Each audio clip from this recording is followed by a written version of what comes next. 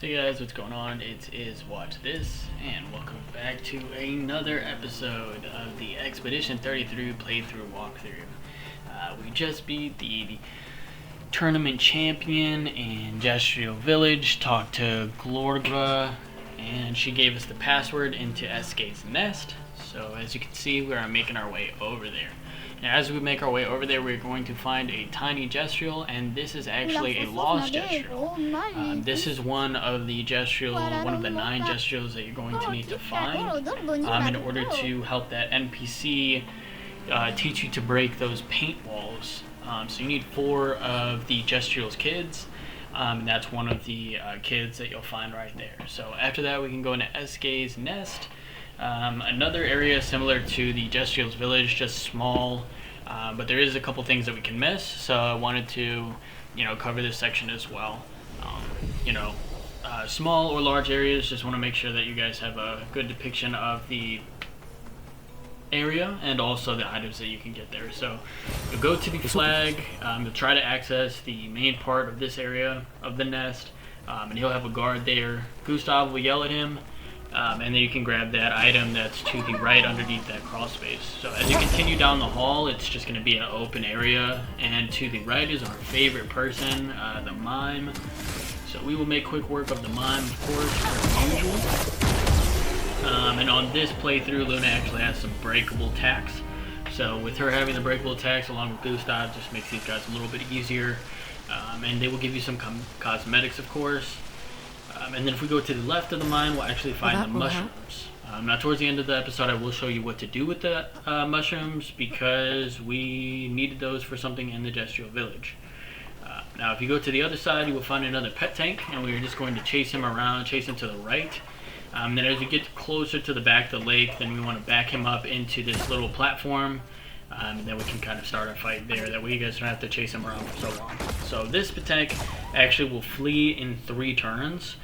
So very important to use the stuns, important to use the break attacks to try and buy yourself some extra time. If you have an issue with this, or if you're fleeing too fast or anything like that, go back to the hidden Gestual village and grind out until you're, I'd say maybe 20 or 25. Get those solo pictos, and then come back and maybe fight as Malay or Mael with that sword that we won from the Gestual village. I'm sure that would be a lot easier for you. So you're going to see me try to walk around just to double check and make sure that we didn't miss anything, but there's nothing else down there. So we will go back up through the grapples, take the hallway, and then go into this main area where Esquie is actually at. And as you go up the stairs, you're going to go to the left, and there's some chroma there. And then double check the left and right sides. There's not anything other than this spot that has items for here. So after we check that, make sure that we didn't miss anything, we're going to travel up to the main area where we're going to go into a cutscene. We will talk to Esquie, and Esquie will say that his roommate, which is where we're going right now, has a rock of his, and he needs it in order to help us out. So we need to go figure out who his roommate is and why he has his rock, and if we can get it back. So go through the grapple right there, and then immediately go to the right to get this Luma, and then go towards the flag. We can rest up, hire any attributes or any skills, and then going into here we will find another cutscene, which is Esquie's roommate. And he will basically say, you guys are thieves, you guys are breaking in, and you're trying to take my items, and we will unfortunately have to beat him up to get Esquie's rock back so that he can help us.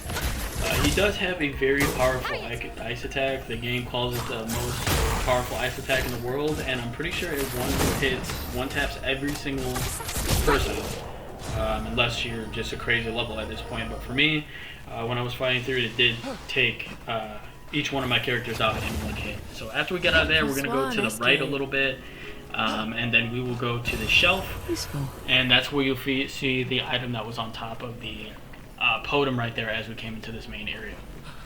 So we'll go back to Esquie, and he will say we'll meet you at the stone gate place, which is right after this. And then he flies away, but he ends up knocking over a pillar. So when he knocks over the pillar, you want to crawl up the pillar and go through the area. You'll find a journal entry. At the end, you're going to find another picto. This one gives us AP at the start of it. But that's basically it for this place. Esquie's net is pretty small, just a couple of items, a couple cosmetics, then we are out of here. So before we go on to the next part, we are back in Gestural Village. If you guys grab the mushrooms, this is where you guys want to bring the mushrooms, go through the marketplace, and then we will go to this dude over here that said he is building a powerful Skipitaria, or whatever it's called, and he needed the mushrooms for it. So once you give it to him, he will give the mushrooms to the experiment that he's working on, and he will have you fight him. He's a little bit different than the boss that's in the Ancient Sanctuary. He's a little bit harder, and he has maybe 1 or 2 moves more than the one in the Ancient Sanctuary. So we will go ahead and beat him. The only person that you can fight him with is Gustav for the prize that you get when beating him. But I did try to fight him with Luna, I did try to fight him with Mayel, based on the fact that they have burn capabilities, and I thought it would be a little bit easier. But unfortunately, we can only fight this dude with Gustav. And he is resistant to lightning, which is basically every single attack that this dude has. Gustav has is some sort of orientation towards lightning. So try to do your parries, try to dodge as best as you can. That took me about 3 tries, so it shouldn't take you guys that long. Got some XP, and then for winning, he will give you a cool outfit. And it is basically a prince outfit, and it looks pretty dope to me. So for the remainder of the episode, he'll probably be rocking that. We do have Esquie available to us once we get out of the nest. You can press X or whatever your interaction button is, and you can turn into Esquie, and he's going to be able to fly, go across water, and basically walk on land as well. But he needs those rocks in order to do so. So he doesn't have any rocks, so he will only help us walk right now. Coming out of the Gestural Village, you will try to go to the next segment, and those characters right there, they will drop a level 6 sword for Gustav. So if you feel like grabbing that, you can, and behind him, I believe there's some Chroma, or maybe some Luma. So going past the next area, the stone gate, you go past and knock over some of these rocks. You're going to find a journal entry, and then right underneath there's a merchant, which will give you some cosmetics, and to the other side of the little beach that he's laying on, there is another Picto. So right behind him, this is the Picto. And up until now, we couldn't get past these rocks, but that's exactly what Esquie is for. If you turn into him and then you walk around, he'll be able to go through all those blocked off parts. So you guys can do that as soon as you guys have the Esquie capabilities. So if you go over to the right hand side, right before we get into the stone gate, which is our next area, there's going to be another Bergen. This one's a little bit more difficult. He does have 2 people that fight with him. So you can free aim, kill the flying enemy, and then depending on your levels, you guys can also free aim and just destroy the other character that's next to him.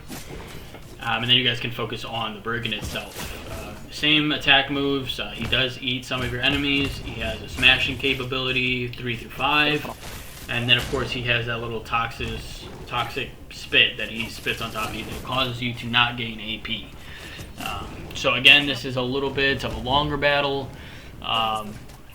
This particular enemy is weak to lightning, so if you have Luna and she has some lightning attacks, make sure you use those. You want to get Gustav to his overcharge. He will break him and also do a lot more damage than just his regular attack or just a marking attack.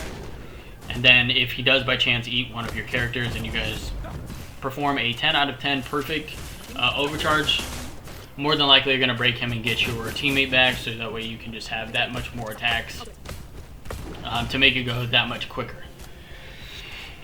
So as far as the Esquie being part of the journey now, what I was trying to say was any part of the world that we previously ran through as soon as we got to Spring Meadows, I know there were some rocks to the right of the Flying Waters. I know that there were to the left as well.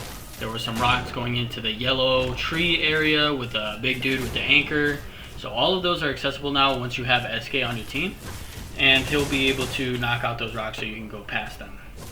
Now, depending on if it's going to be, level appropriate or not, you guys can hit the hidden gestural arena, just kind of rank up to get to those hidden spots, or you guys can just, deal with them after the entire game's done.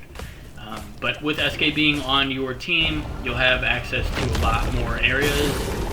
Especially after we get him his rock, then he'll be able to swim, and we'll be able to hop on his back or get in his pocket or whatever. I'm not sure where he puts us, but he's able to go across the sea. So the reason for doing this is because The monster will actually drop a sword that's 305, which is a pretty good damage output at this point. I think the sword I have is 219 or maybe 211.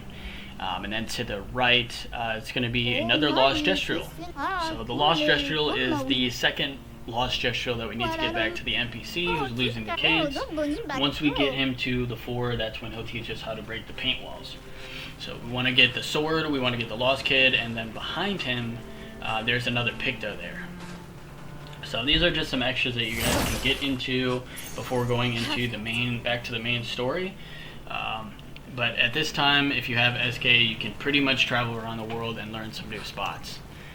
So Gestural Village, the Esquie Nest, and in between time is a pretty short time there, so you guys can literally just go from the Gestural Village to Esquie's Nest into this area without any of the extras, but wanted to include that as well. So this is going to be the end of this episode. It is a smaller area, like I said, but wanted to make sure that we got you guys some information. Leave a like, let me know if I missed anything in the comments, and of course subscribe to keep up with all the episodes. Thanks so much, guys. It's Watch This, and we'll see you guys at the Stone Gate. See ya.